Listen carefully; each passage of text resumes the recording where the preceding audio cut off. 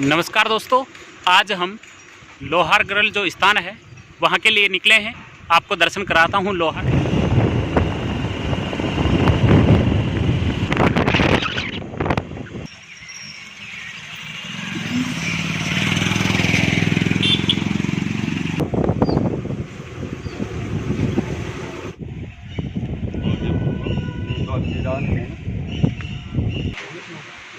देखिएगा दोस्तों, अभी हम सूर्य मंदिर के अंदर हैं। ये देखिएगा, ये कोरोना के कारण से, कोरोना महामारी जो चल रही है जिसके कारण से जो तालाब है, कुंड है, उसके चारों तरफ पर्दे लगा दिए गए हैं। स्नान करना मना कर दिया गया है।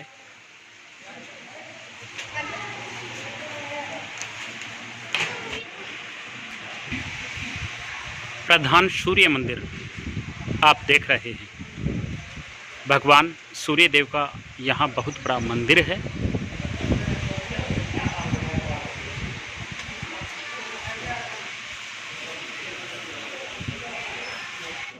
जैसा कि दोस्तों आप लोग देख रहे हैं मेरे यूट्यूब चैनल में, मैं आज लोहारगढ़ जो स्थान है या लोहागढ़ जो बोलते हैं उस स्थान पर मैं उपस्थित हूँ। आज हम मुख्य मंदिर है जो सूर्य मंदिर है, उस सूर्य मंदिर के बारे में हम चर्चा करेंगे। मैं सबसे पहले उनको ये पूछता हूँ कि महाराज, इस लॉकडाउन के समय में, इस महामारी के समय में क्या यहाँ पर कोई कोरोना पॉजिटिव मिला है या नहीं मिला है? मैं लोहारगढ़ पीठाधीश्वर रामानुज संप्रदाय की जगतगुरु गद्दी है ये। यहाँ पर बचपन से हूँ। गद्दी पे गुरुदेव ने मुझे यहाँ पे शुरू में ही युवाचार्य के रूप में नियुक्त कर दिया था जी। और इस स्थान की व्यवस्था में मैं बचपन से साथ में हूँ गुरुदेव के। आज गुरुदेव को 4.5 साल हो गए हैं। जल्दी पे से उनका देवलोक हो गया, तो गद्दी आज मुझे संभालते हुए 4.5 साल हो गए। 4.5 साल में मैंने बहुत से जीवन में उथल पुथल देखी है इस स्थान के ऊपर। पहली उथल पुथल तो कोरोना काल का सबसे बड़ा जो ये कार्यकाल, ये महाभयंकर बीमारी हमारे देश में आई है और सभी देशों में आई है। लेकिन सबसे बड़ी बात है कि देखो, आज लाखों की तादाद में यहाँ यात्री आते थे और अभी भी रोजाना कुछ न कुछ यात्री आते जाते रहते हैं, लेकिन उनको या हमें या किसी भी व्यक्ति को आज तक की कोरोना बीमारी किसी को भी नहीं हुई। और हाँ, सब जने अपने अपने हिसाब से इसका व्यवस्था रख रहे हैं, कोई मास्क भी लगा रहे हैं, कोई सैनिटाइजर भी कर रहे हैं, लेकिन बीमारी आज तक यहाँ नहीं गिरी जी। ये सबसे बड़ी बात है। तीर्थों पे बीमारी मैंने सुनी नहीं है किसी के द्वारा भी कि तीर्थ पे आई है। दूसरा, ये स्थान जो है ये अनादिकालीन तीर्थ है। भगवान विष्णु का यहाँ पर सबसे पहला अवतार हुआ था मत्स्य अवतार। मत्स्य अवतार भगवान ने धरती पर पहला अवतार लिया था, जो कि मीन अवतार के रूप में प्रसिद्ध है, ये आप भी जानते हैं। और भगवान विष्णु का यह मत्स्य अवतार होने के उपरांत इस तीर्थ का जो है उद्गम हुआ था। जब इसको उस समय बोलते थे ब्रह्म क्षेत्र। ब्रह्म क्षेत्र जो था ये धरती का पहला तीर्थ था और तीर्थ है, आज भी है। तो इस तीर्थ में भगवान विष्णु ने मत्स्य अवतार लेके शंखासुर राक्षस का वध किया था और वेदोद्धार किया। जहाँ अपन बैठे हैं इसका मुख्य केंद्र है लोहारगढ़। लोहारगढ़ के चारों तरफ ये 24 कोस में ये स्थान बसा हुआ है। इसका आज वर्तमान में सूर्य क्षेत्र लोहारगढ़ नाम के नाम से विख्यात है। जो हमारे इसी महीने में सावन और भादव में जो है यहाँ पे बहुत बड़ी परिक्रमा लगती है। बाबा सूर्य देव की 24 कोस की परिक्रमा बोली जाती है। इसको सूर्य क्षेत्र 24 कोस की परिक्रमा के रूप में विख्यात मिला हुआ है। इस बार लाखों की तादाद में यात्री यहाँ पर इस समय परिक्रमा में आते हैं। और ये कोरोना काल की वजह से, ये प्रतिबंधित होने की वजह से ये यात्री रुके हुए हैं। अन्यथा यात्री आज भी यहाँ पर आने जाने के लिए तत्पर बैठे हैं, तैयार बैठे हैं। मेरे पास कल भी सोमवती महोत्सव को भी फोन आए लोगों के, बहुत दूर दूर से लोग बात कहते हैं गुरुदेव हम दर्शन करना चाहते हैं, स्नान हमें चाहे नहीं करने दिया जाए लेकिन हम भगवान सूर्यदेव के दर्शन करना चाहते हैं, सोमवती महोत्सव का जो लाभ लेना चाहते हैं। लेकिन यात्रियों को पुलिस के द्वारा जगह जगह रोका गया तो वो नहीं आ पाए। और हम भी लोगों को ये कहते हैं कि सोशल डिस्टेंसिंग की पालना करें। उसके अलावा लोग बाग अपने अपने स्तर पे जो भी तरीके से आए, तो स्नान की तो प्रतिबंधता हमेशा जब तक ये कोरोना खत्म नहीं हो जाता रहेगी। लेकिन लोहारगढ़ जो तीर्थ है, इस तीर्थ की महिमा के आधार पर मुझे लगता नहीं है कि यात्री इस स्थान को ज़्यादा दिन रोक पाएंगे, हम लोग ज़्यादा दिन इसको बंद कर पाएंगे, क्योंकि ये विश्व प्रसिद्ध शेखावटी का सबसे बड़ा तीर्थ स्थल माना गया है। आज मैंने आपको बताया कि भगवान विष्णु का यह मत्स्य अवतार भगवान ने यहाँ पर लिया। मैं ये उतार देता हूँ क्योंकि बोलने में थोड़ी असुविधा हो रही है, दूर है कोई दिक्कत नहीं। तो मत्स्य अवतार भगवान ने यहाँ लेने के उपरांत जब भगवान विष्णु का ही अवतार हुआ था मत्स्य अवतार, तो ये पूरा जल जो था, ये समुद्र था, पहले समुद्र था। इस समुद्र में 72 किलोमीटर में भगवान विष्णु का मत्स्य अवतार लिया गया। कि शंखासुर भगवान समुद्र का बेटा था और वह सनातन धर्म की चोरी करके यहाँ जल में आके छुप गया। समुद्र का बेटा होने के नाते भगवान उसको जल का जीव था, इसलिए वो जल में आके सनातन धर्म की चोरी करके जब छुपा तो भगवान विष्णु ने सनातन धर्म की रक्षा करने के लिए, वेद उद्धार करने के लिए यहाँ पर मत्स्य अवतार लिया। मत्स्य अवतार लेकर शंखासुर का वध किया और भगवान के जब वध करने लगे भगवान उनका, तो उन्होंने भगवान से वरदान मांगा कि प्रभु आप मुझे अपनी शरण में ले लें, मैं दोषी हूँ, मुझे आप क्षमा करें। तो भगवान को उद्धार देते हैं, उन्होंने उनको क्षमा किया और अपनी पूजा में शंख के रूप में रख लिया। जब से ये जो शंख जो भगवान की पूजा में काम आते हैं, जिनसे भगवान बच्चापन करते हैं, वो सब कार्य उन्हीं की वजह से होते हैं। और शंखासुर उन्हीं का प्रारूप है, जो भी आज समुद्र में पैदा होते हैं शंखासुर। तो उस समय से भगवान का यहाँ पर समावेश हुआ। उसके बाद में धीरे धीरे समय बीतता गया, लोगों का जब यहाँ पे धरती पे आगमन हुआ, भगवान ने सृष्टि क्रम ब्रह्मा जी ने बनाया। तो सृष्टि क्रम में जब लोगों को पता लगा कि ऐसा एक तीर्थ है जहाँ पर जाने मात्र से ही मोक्ष हो जाती है, तो सारे जीव प्राणी यहाँ पर आके धीरे धीरे स्नान करने लगे, डुबकी लगाने लगे। तो इस जल के प्रताप से वह मोक्ष प्राप्त होने लगे, धरती पे उनका दोबारा जन्म नहीं होता। तो भगवान विष्णु ने इस जल को ढकने का निश्चय किया कि ऐसे तो सृष्टि क्रम बाधित हो जाएगा। तो भगवान विष्णु ने इस जल को ढकने के लिए माल और केतु, ये दो पर्वत हैं, सुमेरु पर्वत के पुत्र नाती हैं दोनों, एक पोता है एक दोहिता है। तो दोनों भाई जो है तपस्या कर रहे थे कि हमारी कलयुग में आरती हो, हमारा मंदिर जो है एक बने छोटा सा, हम भी कहीं पे हमारा भी नाम हो, ऐसी इनकी इच्छा थी। तो भगवान विष्णु ने जो है इन दोनों पर्वतों को आदेश दिया कि जाके इस जल को आच्छादित कर दो, इस ब्रह्म सरोवर को आच्छादित कर दो। दोनों पर्वत जैसे ही इस ब्रह्म सरोवर पे आके विराजमान हुए, दबाव गिरने से 7 धाराओं के रूप में जल निकला। पहली धारा लोहारगल, वर्तमान में इनके नाम अलग अलग है, पहले नाम लिखे थे। पहली धारा लोहारगल, दूसरी किरोड़ी, तीसरी शाकुंभरी, फिर नागकुंड, टपकेश्वर, शोभावती और कोईकुंड। ऐसे करके ये 7 धाराएं इस पहाड़ के चारों तरफ है। माल और केतु ये 2 भाई है, माल अलग है केतु अलग है। तो ये दोनों भाइयों को जब भगवान ने आदेश दिया तो यहाँ पे आके वो विराजमान हुए। जैसे ही दबाव गिरा, 7 धाराओं में जल निकला, तो भगवान सभी देवता चिंता करने लगे कि प्रभु ये जल तो फिर निकल पड़ा है, जल को फिर मोक्ष प्राप्त होगी। तो भगवान विष्णु ने उस समय इस जल को जो है सभी को ये कहा कि भाई ये जो जल है ये कालांतर तक ऐसे बहेगा और इस जल के प्रताप से लोग बाग पापों से मुक्त होंगे, न कि मोक्ष को प्राप्त होंगे। क्योंकि ये जल धाराओं को बांट दिया गया है 7 धाराओं में, तो 7 धाराओं में एक समय में कोई स्नान नहीं कर सकता। तो मोक्ष प्रदान करने का जो रास्ता था वो बंद हो गया और पापों से मुक्ति का रास्ता भगवान ने खुला छोड़ दिया। ये भगवान बोल के अंतर्ध्यान हो गए। समय बीतता रहा, काल बीतते रहे। भगवान परशुराम जी का अवतार हुआ धरती पे। भगवान परशुराम जी आवश्य अवतार थे। 21 बार धरती पे क्षत्रियों का मानमर्दन करने का। मानमर्दन आप समझते हैं, किसी को मारने से बड़ा होता है मानमर्दन। किसी के अपमान को ठेस पहुंचाते हैं वो मानमर्दन करते हैं। तो भगवान ने 21 बार उनको ऐसी ठेस पहुंचाई, उस पाप उसका जो भगवान को पाप लगता है, भगवान परशुराम जी को पाप लगा। मतलब देवताओं को भी पाप लगता है। ये देखिए आप, धरती पे अवतार होता है, उस हर व्यक्ति को पाप लगता है। तो भगवान परशुराम जी को जो पाप लगा, उस पाप के प्रायश्चित के लिए उन्होंने जो है यज्ञ करने का निश्चय किया कि मैं ऐसी जगह यज्ञ आदि करूं जिससे मेरा ये पाप जो है ये खत्म हो जाए। मुझे यही प्रायश्चित करना है। हर व्यक्ति को धरती पे ही प्रायश्चित करना पड़ता है, ये सत्य है, या भोगना पड़ता है। तो यहीं पर भगवान ने वर्तमान जो सूर्य कुंड है, भगवान गिरिराज के अग्रभाग में भगवान सूर्य विराजमान है। सपत्नी पूरे विश्व का एक ही मंदिर है और सपत्नी के साथ में भगवान सूर्य नीचे जो है ये सूर्य कुंड के रूप में बना हुआ है। तो भगवान विष्णु ने, भगवान परशुराम जी ने 100 योजन जितना, मतलब 100 हाथ जितने बड़ा एक यज्ञ स्थल बनाया, स्वर्ण गति यज्ञ। और स्वर्ण गति यज्ञवेदी के पूर्व दिशा में भगवान सूर्य को सपत्नी विराजमान कराया, आह्वान करके बुलाया। क्योंकि क्षत्रिय समाज के कुल देवता के रूप में भगवान थे और आज नवग्रहों के प्रधान देवता भी है। जब तक नवग्रहों में अपनी स्थिति सामान्य नहीं होती है, जब तक हम पाप से मुक्त नहीं हो सकते। तो भगवान परशुराम जी को भी जो है भगवान सूर्य का आशीर्वाद जो है लेना जरूरी था। इसलिए उन्होंने भगवान सूर्य को यहाँ बुलाकर बैठाया। सपत्नी भगवान सूर्य देव यहाँ पर आए, क्योंकि नारायण रूप के बिगड़ भगवान धरती पे आते तो पूरी धरती स्वाहा हो जाती। तो भगवान पत्नी के साथ में नारायण रूप में भगवान रामचंद्र जी के भगवान के रूप में यहाँ पर, विष्णु के रूप में यहाँ पर आकर के उन्होंने सपत्नी यहाँ विराजमान होकर के भगवान परशुराम जी का यज्ञ पूर्ण करवाया। यज्ञ पूर्ण करवाते वक्त एक समाज की यहाँ से उत्पत्ति हुई, खांडवी समाज की। और उससे पहले जब मीन अवतार हुआ था तब मीना समाज के अवतार जो उत्पत्ति के बारे में क्या आता है वो भी यहीं से।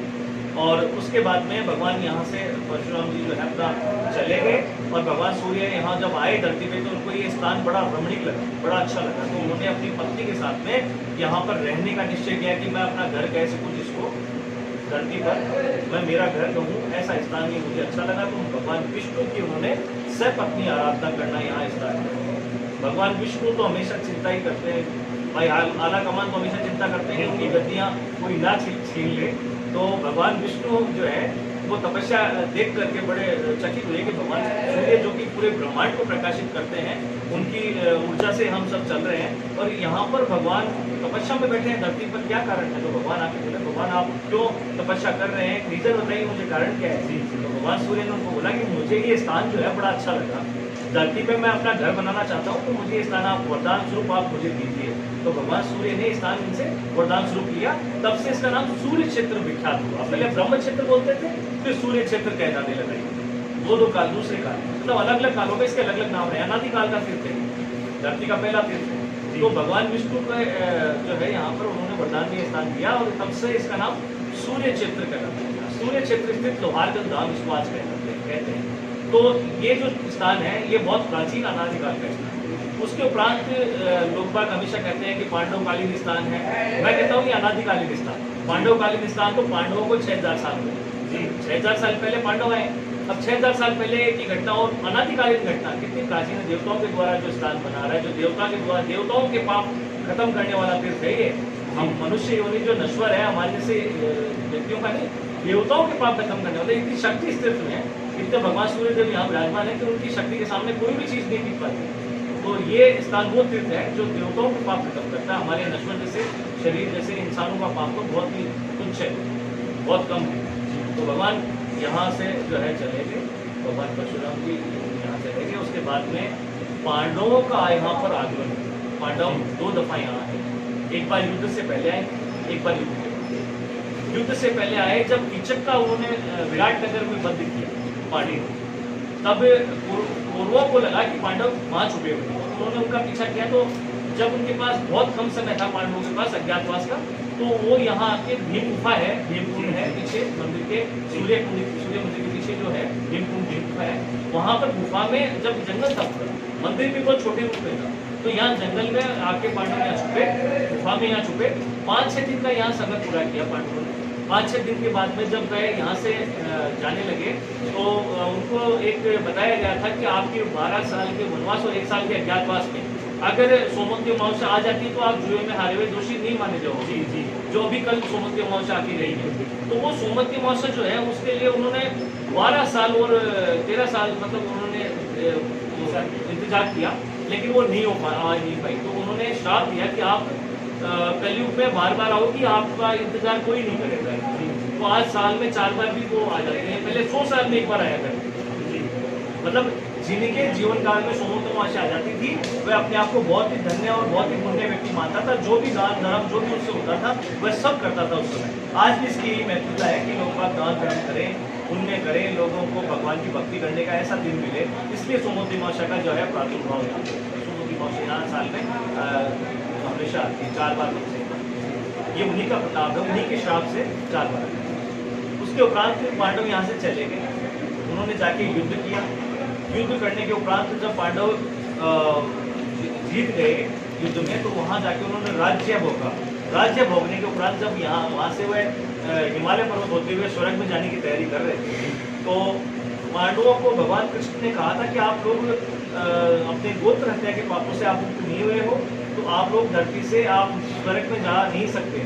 तो उन्होंने पूछा कि हम क्या करें ऐसा, तो उन्होंने बताया कि आप लोग जो है तीर्थाटन करें, तीर्थाटन करेंगे, तीर्थ यात्रा करेंगे तो आप लोग पाप से मुक्त हो जाएंगे। आज भी लोग तीर्थ यात्रा करते हैं, किसी का प्ररूप है कि पाप हो जाएगा या तो उसका मुक्ति मिले। तो पांडव सभी भारतवर्ष या विश्व में, जैसे जापान में भी कहते हैं, ये अपने जो पास में एक पड़ता है तीर्थ, वहाँ पे भी कहते हैं कि भाई नेपाल में भी कहते हैं कि वहाँ भी पांडव गए थे। तो पांडव सब जगह गए, लेकिन कहीं उनको पापों से मुक्ति नहीं मिली। यहाँ पर आकर के जो इस सूर्य क्षेत्र में आकर के उन्होंने जब अपने जो उनको बताया गया था कि आप लोग तीर्थाटन करें, लेकिन तीर्थ यात्रा में जहाँ भी आप जाएं वहाँ अपने भीम की गदा, अर्जुन का दांडू धनुष जो है उसको जल में धोएं, जहाँ वह गल जाए वहीं आप पाप से मुक्त हो जाओगे। तो पांडवों ने जब वह प्रक्रिया सब तीर्थों में अपनाई, कहीं भी उनके पाप खत्म नहीं हुए, लेकिन यहाँ आकर के जब उनको अस्त्र शस्त्र भगवान सूर्य के समकक्ष उन्होंने रख करके प्रणाम करके जब जल में उतरे और अस्त्रों को जब जल में छोड़ा, तो वह हल्के होकर तैरने लगे और द्रवीभूत हो गए, गल गए हुए। तो गलने से इसका नाम लोहारगल पड़ा। लोहे के अर्गला स्वरूप, मतलब लोहारगल शब्द जो है उसमें पूरा इसका उल्लेख छुपा हुआ है। लोहा प्लस अर्गला, मतलब अर्गला संस्कृत में सागल को कहा जाता है, और सागलों के समान जो मोटे मोटे जो उनके पाप थे वह यहाँ गल गए, ध्रुवीभूत हो गए, इसलिए इसका नाम लोहारगल है। लोहे के अर्गला स्वरूप पापों का निवारण करने वाला फिर लोहारगल कहलाता है। भगवान सूर्य जो कि पूरे नवग्रहों के प्रधान देवता है, पत्नी के साथ यहाँ विराजमान है। नवग्रहों की पूरी स्थिति यहाँ पर भगवान सूर्य के समकक्ष बैठ के पूजा करने से वह अपने आप उपयुक्त और बलशाली हो जाते हैं। जितने भी ग्रह हैं वो अनुकूल हो जाते हैं। तो भगवान सूर्य सभी ग्रहों के स्वामी भी हैं। तो यहाँ पर आके लोग बाग अपने आप को धन्य महसूस करते हैं, भगवान की आराधना करते हैं। और इस कलयुग में जो कि भगवान सूर्य ही ऐसा करते हैं कि एकमात्र ऐसे देवता हैं जो साक्षात दिखते हैं और है भी सकते हैं, तो वह ही देवता जो हैं वह अपने अपने स्थान पे जो है विराजमान रहते हैं हमेशा। लेकिन भगवान सूर्य यहाँ धरती पर एकमात्र मंदिर में पत्नी के साथ सह पत्नी होते भगवान सूर्य। और इसके उपरांत कहते हैं बहुत सी दंत कथाएं हैं, बहुत से हमारे पास उल्लेख हैं, क्योंकि रामानुज संप्रदाय की बहुत प्राचीन गति है। तो मैं तो इस गति पे जब बैठा हूँ तो मुझे इन चीज़ों का देखने को मिला। यहाँ के डॉक्यूमेंट पेपर में, यहाँ पुराने जो दस्तावेज हैं उनमें बहुत सी कथाएं ऐसी निकल के आई, और पुराणों में भी इसका उल्लेख बहुत जगह आता है। तो एक लोहारगल माध्यम है मेरे पास करीबन 450 साल पुराना, उसमें बहुत सी कथाएं हैं कि रावण ने 10 शीश दान किए थे, वो जगह यहीं पर है।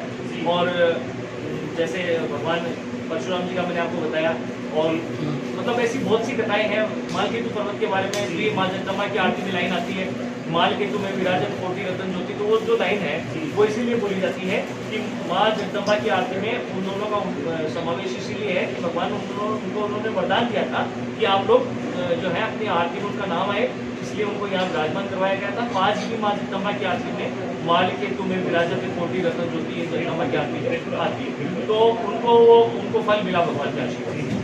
तो ये तथ्यात्मक सारी चीज़ें हैं, बिना तथ्य की कोई बात नहीं पूरी जाती है। और मैं मेरे जीवन काल में देख रहा हूँ कि भगवान सूर्य जो कि यहाँ पर विराजमान है, इनके आशीर्वाद से असाध्य रोग ठीक होते हैं।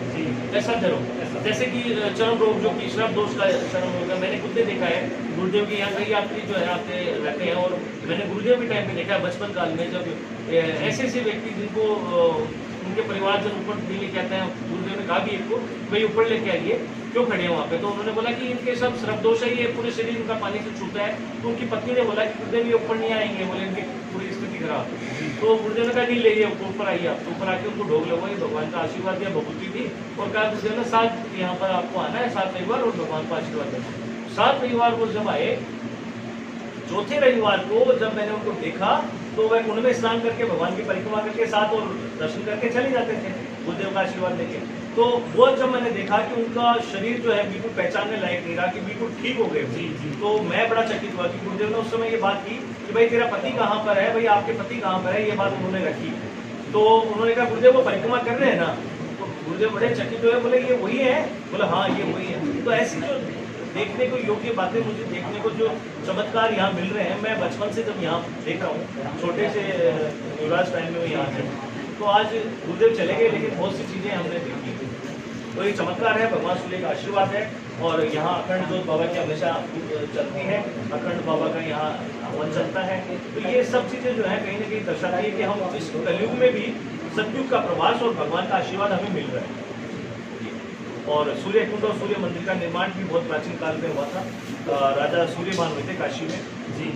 उनकी एक बेटी ने जो है जन्म लिया काफ़ी समय के उपरांत, तब भगवान जो है उनको आशीर्वाद मिला भगवान के द्वारा। तो उन्होंने देखा कि उसके एक हाथ नहीं था, कन्या के एक हाथ नहीं था। तो राजा सूर्यमान जो थे उन्होंने पूछा सभी विद्वानों को बुला करके कि प्रभु, विद्वान जितने भी पुरुष थे, जितने भी पंडित थे, उनको बुलाया, पूछा और कि इसके हाथ क्यों नहीं। तो विद्वानों ने कुंडली देख के बताया कि ये पूरे जन्म में कोई मरकती थी, मतलब बंदरिया थी जी। तो इसके हाथ नहीं आने का कारण है कि एक व्याघ्र ने, किसी शिकारी ने इसको अंधेरे में बाण से घायल कर दिया था।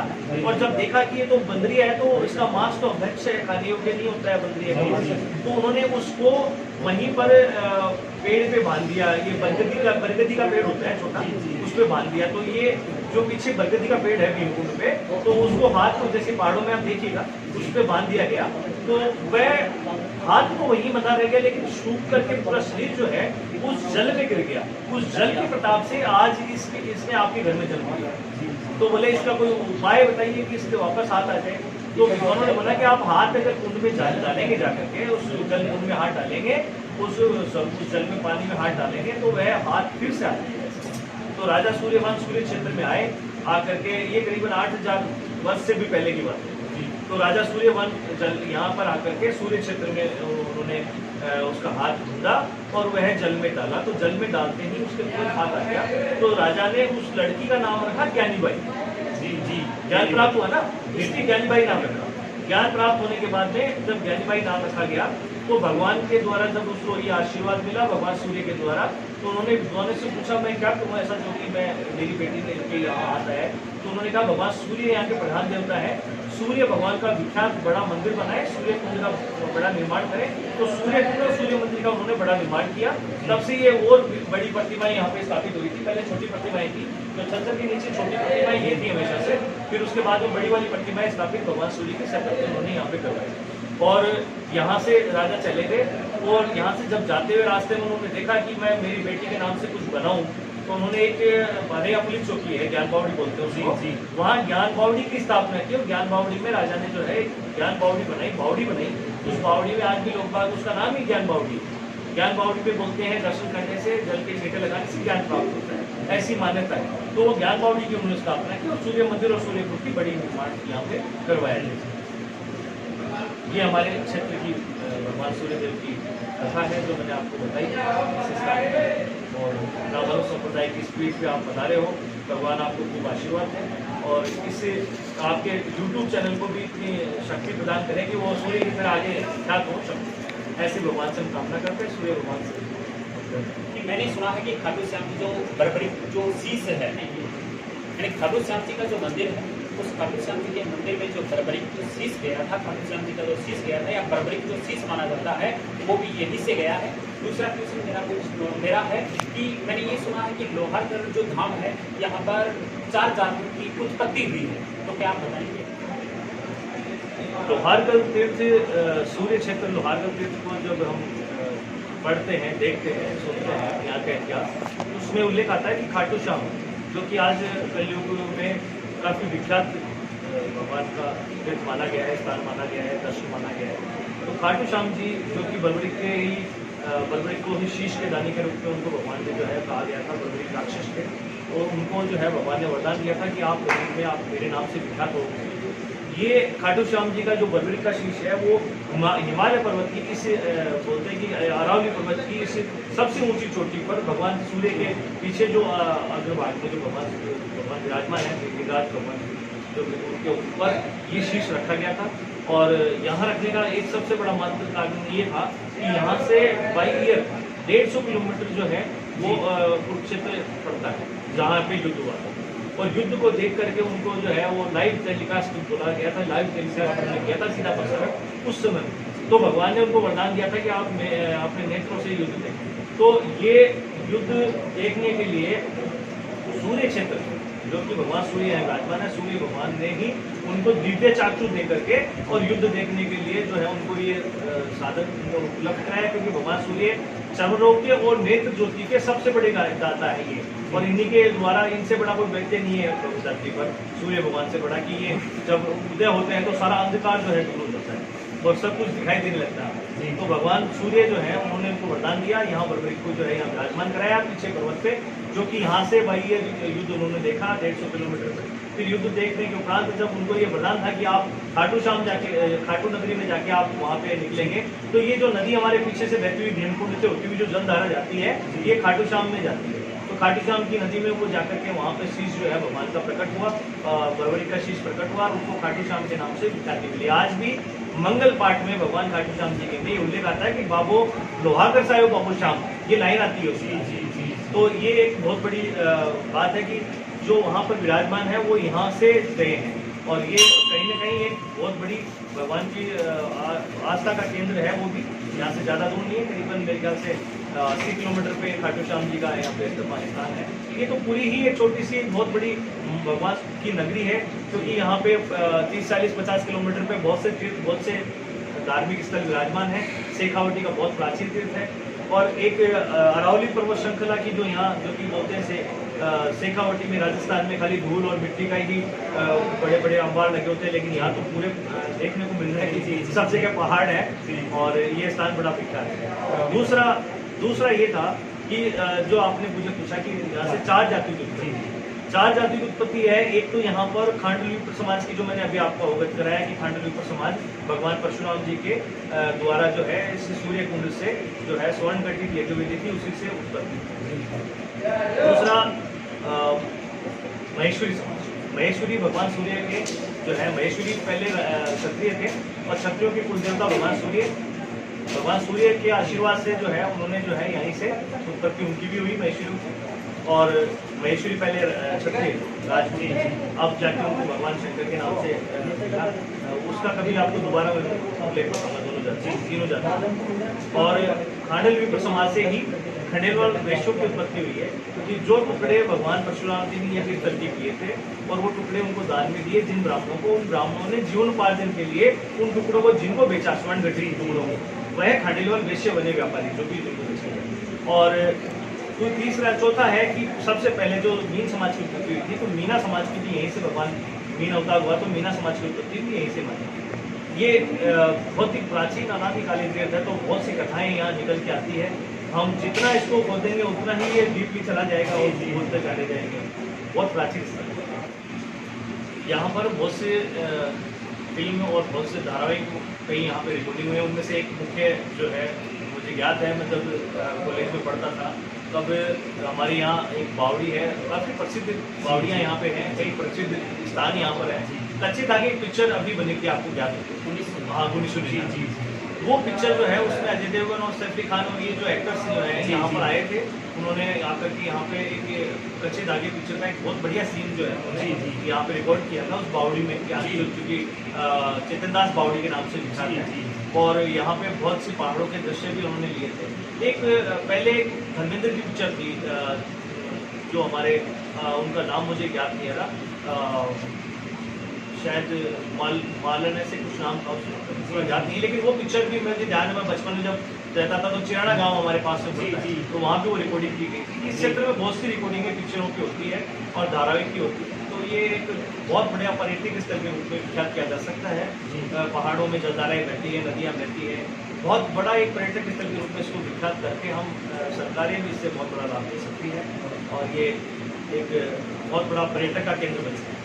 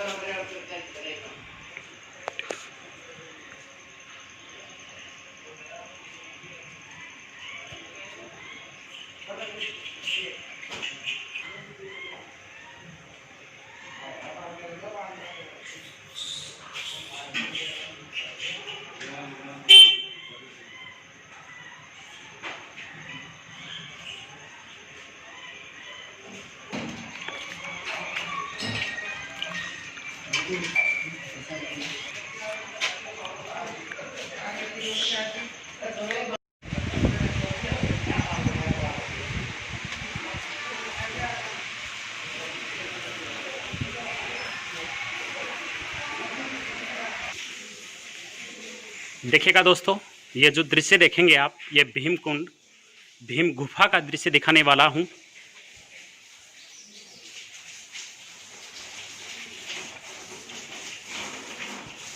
ये देखिएगा, ये भीम कुंड है।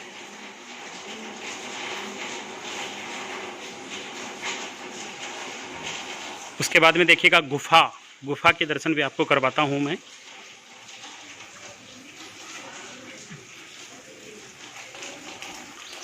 ये देखिएगा दोस्तों, ये भीम गुफा है। वहाँ से अंदर जाने का रास्ता है। ये देखिएगा भीम गुफा, आज के लिए इसे बंद कर दिया गया है। इसी गुफा से भीम अंदर जाते थे। वहाँ की रोडिंग निकलती है। इसके बारे में ये कहा जाता है कि यह जो गुफा है, यह यहाँ से चलकर किरोड़ी जो धाम है उस धाम में निकलती है। भीम गुफा जो है, भीम कुंड के बगल में सिद्धि विनायक मंदिर है, जिसके दर्शन आप कर रहे हैं। हमारे परम मित्र इंद्राज जी शास्त्री के दर्शन भी आप कर रहे हैं। देखिएगा दोस्तों,